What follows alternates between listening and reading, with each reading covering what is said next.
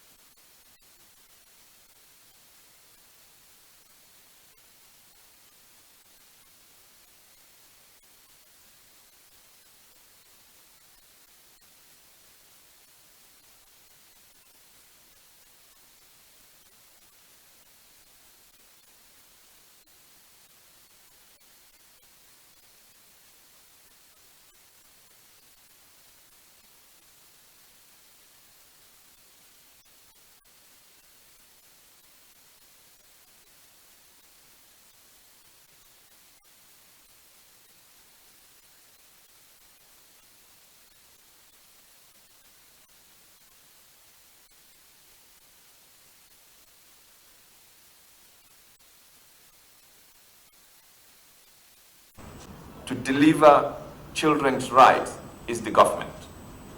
And therefore, our role as Save the Children is to work with and complement the government to help them to be able to achieve that goal of providing the rights for children and fulfilling those rights for children.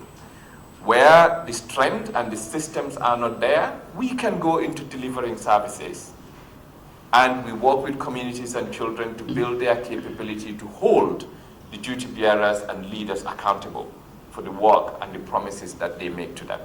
That's how we achieve outcomes for children. So our role is to complement the government at all levels, state level, local level, federal level. We work with them because they are the primary duty bearer.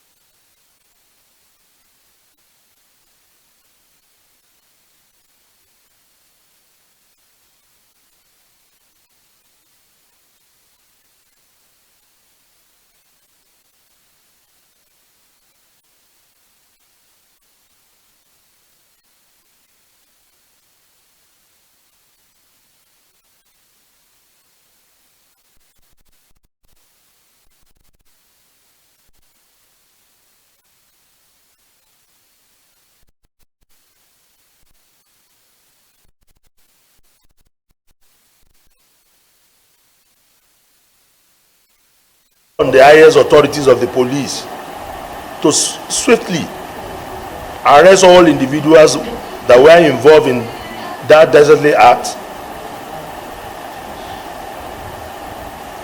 To think that they succeeded in gaining access inside the Ida police station and almost succeeded in killing that police officer inside the police station was more than scary and so unfathomable. We have never had a governorship candidate as unruly and crude as the STB candidate, Murtala Yakubu Ajaka, in the history of Kogi State electoral politics.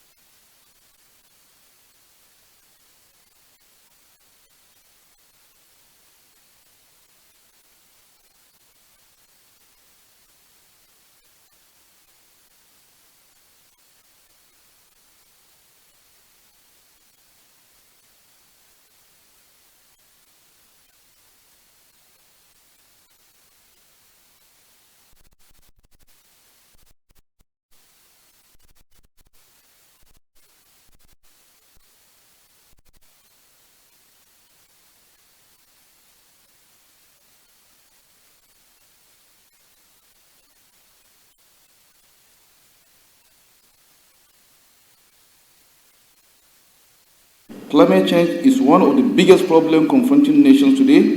In Nigeria, it is a matter of concern to the government and experts because it is happening at a very frightening level. We have problems of flood, desertification, environmental pollution, etc. And despite the effort being made, devastating effects of the climate change are recorded yearly. Even part of the insecurity we face today is attributed to the climatic change, which deserves priority attention. Unfortunately, it seems some of these disasters are even underreported. Perhaps the media is not adequately equipped to handle this. I believe that as a journalist who reports from the parliament, where laws are enacted, it is essential that we acquire the necessary skills and tools to be issues of climate change get to the right people and to the grassroots. One of the three aims of green economy: economic recovery, poverty eradication, and reduce carbon emission. And this is an era where everybody that has a smartphone, everybody that has a laptop is automatically a journalist. So we find out that all over the internet, all over the media space, there are a lot of information about climate change. Some are true, some are not true. Some are outright misinformation. Some are clear-cut anti-climate change rhetorics. So, it is therefore our duty to make sure that the right information is put out there.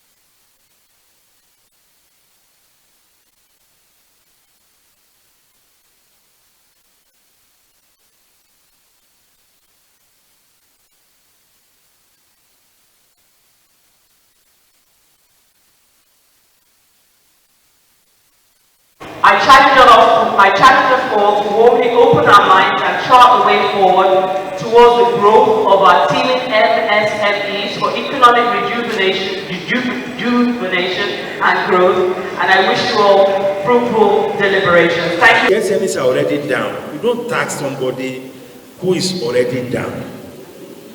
You can tax the big ones to support them.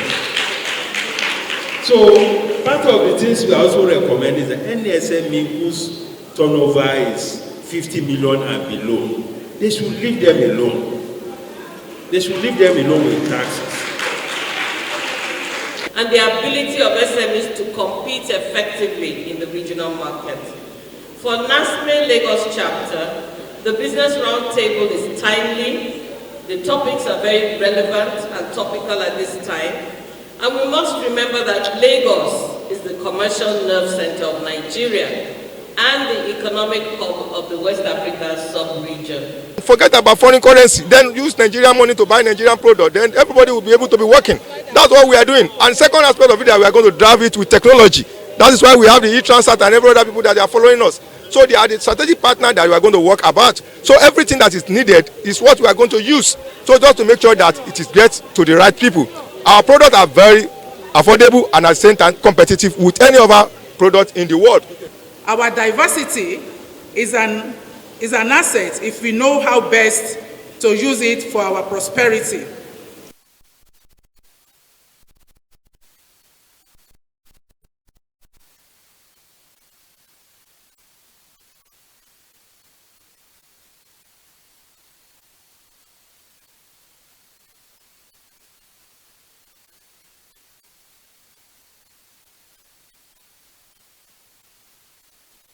Banji urged privileged Nigerians to imbibe the culture of adopting widows and orphans for economic and educational empowerment to give them succor and make them fulfilled in life. Whatever my wife is doing is to complement all those achievements of Her Excellency Lady Fayemi. So this is an addition to the bouquet of everything you have put in place.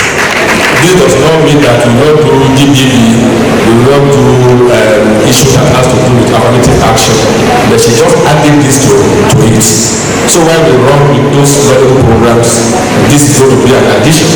And as we get the inspiration, she will continue to add to it. And that is what continuity will do to any society. To assure the beneficiary that it's not going to be a one-off intervention.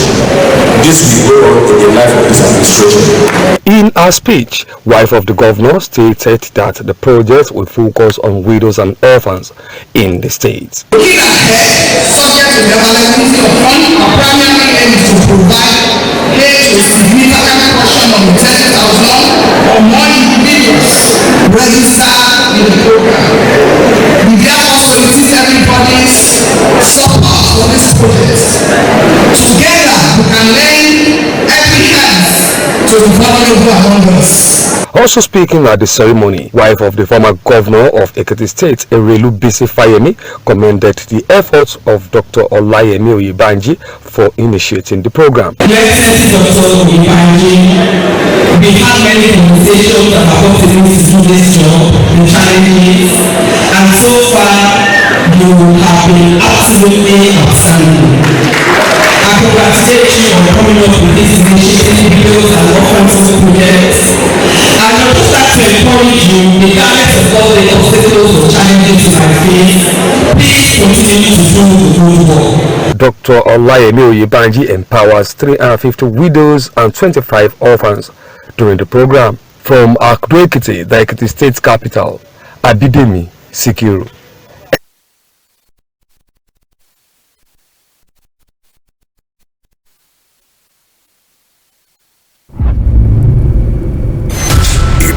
Syndicate. An overdue vengeance. A sacrifice of blood.